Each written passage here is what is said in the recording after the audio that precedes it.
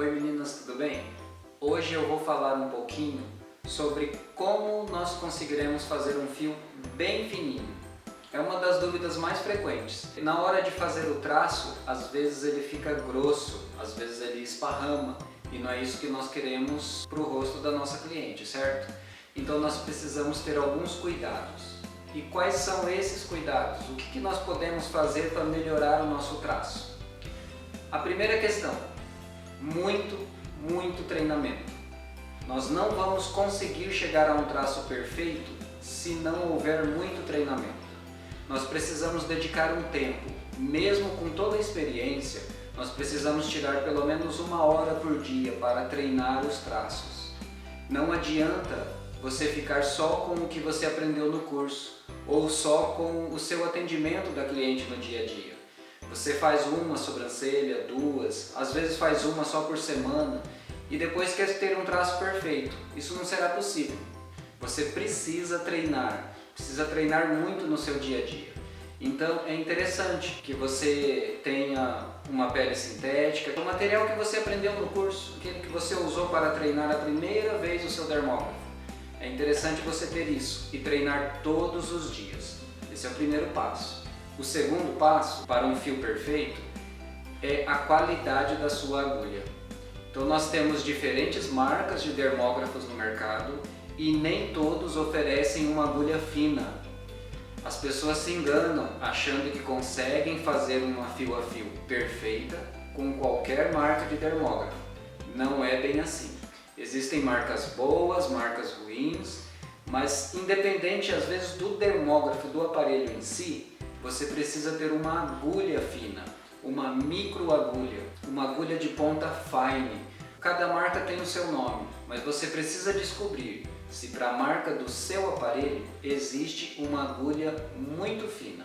Já vai te ajudar bastante no traço. O terceiro ponto para se ter um fio muito fino e delicado é a leveza da sua mão. Não é só o treino de um fio preciso. Você precisa treinar também a leveza da mão, descobrir o ponto certo, e isso só vem com muita prática. Então é com o tempo. Nós não vamos conseguir fazer um curso hoje de iniciação dos fios na micropigmentação fio a fio para conseguirmos a partir de amanhã já termos um traço perfeito. Isso leva muito tempo. Treinamento, equipamento correto, com uma agulha de ponta muito fina, paciência, porque essa experiência, essa leveza da mão só vem com muita prática, e a qualidade da agulha, não só a espessura, ela pode ser fina, mas você está acostumado a verificar a qualidade da sua agulha? Talvez você esteja seguindo todos esses passos anteriores e ainda assim o seu fio tem ficado grosso. Você tem o costume de verificar a qualidade dela antes de começar a atender a cliente? É interessante você fazer esse procedimento que eu vou te mostrar agora.